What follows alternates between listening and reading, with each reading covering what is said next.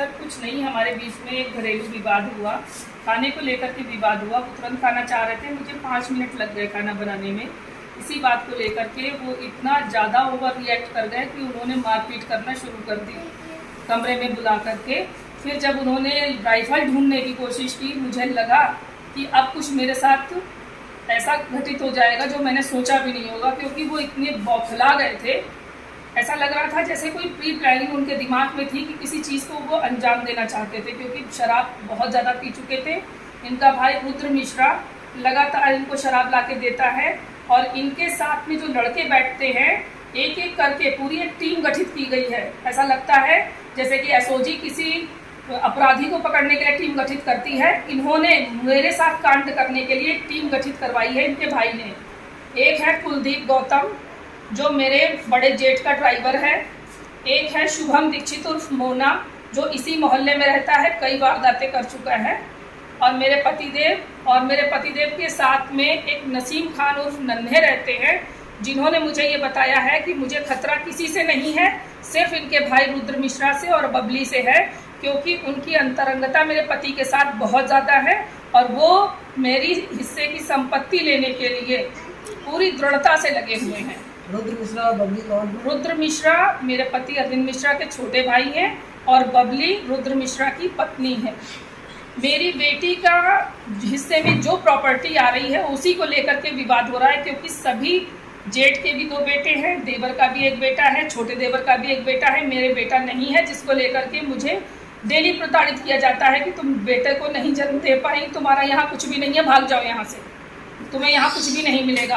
और इन सब चीज़ों के बाद पुराने घर पे, जो हमारा पुराना ससुर का सास का घर है, वहाँ पे पार्टी की जाती है। रुद्र मिश्रा और बबली मिश्रा मिलके उस पार्टी को ऑर्गेनाइज करते हैं और उसमें मेरे हस्बैंड को बुला करके खूब सिखाते पढ़ाते हैं, मेरे विरोध में भरते हैं कि तुम अंजाम दो किसी कांड को, हम तुम्हारे साथ हैं, डरना नहीं, जो पैसा लगेगा, जो लोग लगेंगे, क्योंकि इतने लोग इन्होंने मेरे आसपास लगा दिए गए हैं। मेरे घर के सामने ही मेरा दूसरा मकान है जिसमें दिलीप सिंह उर्फ दीपू सिंह रहते हैं, जो मेरे पल पल की खबर पुराने घर पे रुद्र मिश्रा को देते हैं। ये मुझे घर किसका है? आपका है? ये वो घर भी मेरा ही है। तो ये जो दीपू है, ये किराए पर रहते हैं? दिलीप सिंह चौहान दीपू हमारे मकान में कॉलिंग सेंटर चला रहे हैं दवाइयों को बेचने का।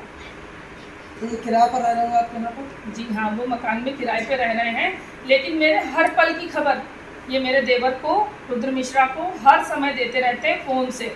ये तब पता चला जब इनकी कॉलिंग कल चल रही थी, पुलिस आई हुई थी, उस बीच ये मेरे सारे एटीएम, मेरे हस्बैंड के सारे क्रेडिट कार्ड, डेबिट कार्ड, सब चीज़ें देने के लिए ये पुराने मकान पे गए। मेरे पति का फ़ोन भी ये अपने भाई को दे करके आए हैं। तब मुझे पता चला कि ये मेरे ससुराल वालों से मिला हुआ है। ससुराल वालों के संबंध मेरे साथ अच्छे शुरू से नहीं थे और आज भी अच्छे नहीं हैं। वो मेरे पति को चाहते हैं, लेकिन मुझे और मेरी बेटी को एकदम देखना नहीं चाहते हैं। जैसा कि अभी आपने बताया कि वो जो थे बंदूक निकालने लगे या घूमने लगे, तो ये आपको जानकारी पहले से थी कि उनके पास बंदूक है? बंदूक रखी थी, राइफल रखी थी, एक 2 नाल की बंदूक रखी थी। 2 चीज़ों का मुझे पता था कि 2 चीज़ें इनके पास रखी हैं, लेकिन मैंने उसमें ताला लगा दिया था। मुझे ये अंदाज़ा नहीं था कि मेरे हस्बैंड के अंदर इतनी ताकत आ जाएगी कि वो लोहे की इतनी भारी अलमारी, जिसका वजन कम से कम 6 से 7 कुंटल है, उसको ये अकेले तोड़ देंगे। मुझे ये अंदाज़ा बिल्कुल नहीं। क्या बता रही हैं? मैं ये बताना चाह रही हूँ कि आपके चैनल बिग इंडिया न्यूज़ के माध्यम से मैं ये कहना चाहूँगी शाहजहाँपुर के जिलाधिकारी महोदय से कि मुझे सुरक्षा प्रदान की जाए। मेरी 8 साल की बेटी है, उसको सुरक्षा प्रदान की जाए, क्योंकि जिस तरीके की दुर्घटना मेरे साथ घटाई गई, फायरिंग की गई मेरे ऊपर, मैं क्रॉलिंग करके यहाँ से भागी हूँ अपने बच्चे को दबा करके नीचे। अगर मैं भाग ना जाती तो शायद मेरे चीथड़े उड़ा दिए जाते, मुझे मार दिया जाता पूरी बर्बरता के साथ में, और कहा यह जाता कि वो नशे में थे। वकील साहब ने कभी इतना नशा नहीं किया कि वो अपनों को भूल जाते, उन्होंने किसी अपने के साथ कभी दुर्व्यवहार नहीं किया। लेकिन मेरे लिए ये व्यवहार क्यों? मेरे लिए इसलिए ये व्यवहार हो रहा है क्योंकि इनके घर वाले इनको लगातार सिखा रहे हैं कि इस औरत को रास्ते से हटा दो। वो सिर्फ एक बहाना ढूंढ रहे हैं मुझे यहाँ से भगाने का, कि कभी कहते हैं कि बेटे को जन्म नहीं दे पाई, कभी कहते हैं कि तू एक अच्छी औरत नहीं है, तू कभी कहते हैं मुझसे कि तू समाज से मतलब नहीं रखती है। इतने बड़े घर का काम करने के बाद, ड्यूटी करने के बाद, बच्चा देखने के बाद मेरे पास इतना समय नहीं रहता है कि मैं लोगों के साथ एंटरटेन कर पाऊँ। मैं इतनी फ्रैंक फैमिली से नहीं हूँ, मैं एक ब्राह्मण हूँ और एक ऐसी फैमिली से हूँ जहाँ बहुत ही स्ट्रिक्टली मुझको रखा गया। लेकिन इनके घर का माहौल मुझे सूट नहीं करता है। इनके भाई जिस तरीके से शराब पिलाते हैं और जिस तरीके से वो एंटरटेन करना चाहते हैं, मैं उन्हें अपने घर में घुसने नहीं देती हूँ। इसी बात की दुश्मनी निकालने के लिए इन्होंने मेरे साथ ये घटना घटवाई। और मेरे पति जो ये दे रहे हैं वर्जन अपना कि वो अपना पूरा पैसा मुझे देते हैं।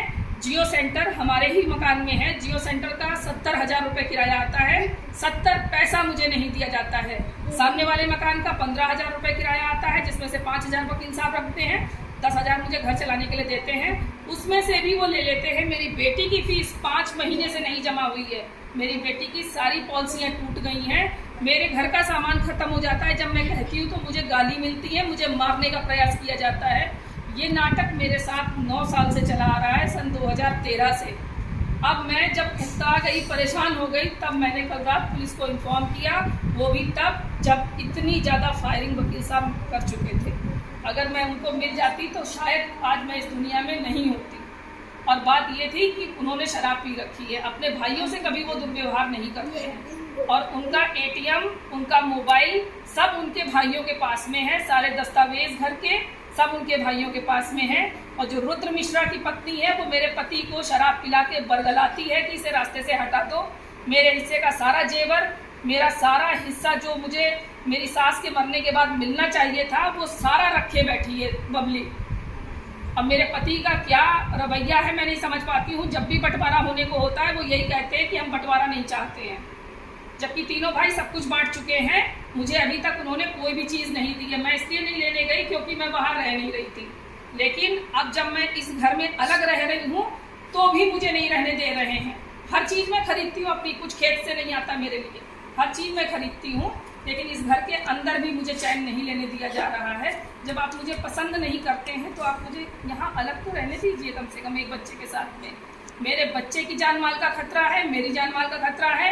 ये किसी भी घटना को दुर्घटना का नाम दे करके मेरे साथ कोई भी कांड ये लोग करवा सकते हैं।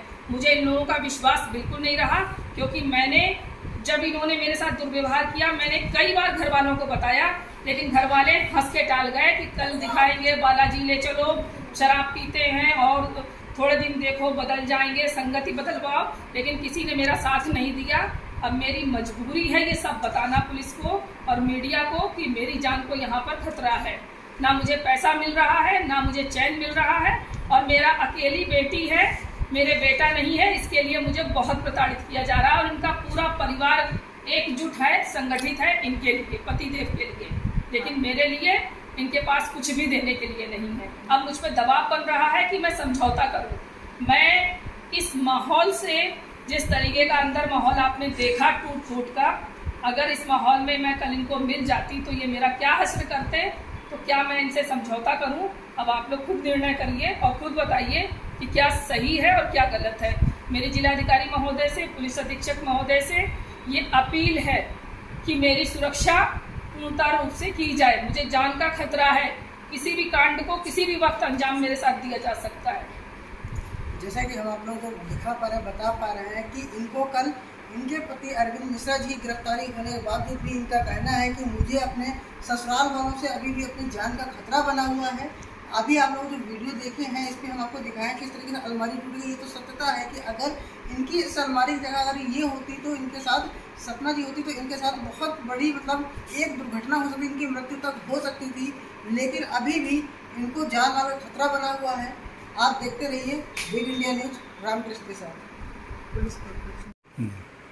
तो ये दीपू जो है दवाइयों का काम करते हैं, एजेंसी है इनकी या एक मार्केट करते हैं? सर ये आयुर्वेदिक दवा खाना चला रहे हैं। अब ये किस तरीके से डब्बा सप्लाई करते हैं मार्केट में, लड़कियों को बुलाते हैं। 20-22 लड़कियां इस मकान में आती हैं जो फ़ोन पे कॉलिंग करती हैं और लोगों को समझाती हैं कि इससे आपकी सारी बीमारियां ठीक हो जाएंगी। इस तरीके से मैनेज करके बाद में इस शाम को उस चीज़ को वेरीफाई करके डिब्बे को बेचता है। अब क्या उसमें बेचता है मुझे इसकी जानकारी नहीं है, क्योंकि वो मकान मेरे मकान से अलग है।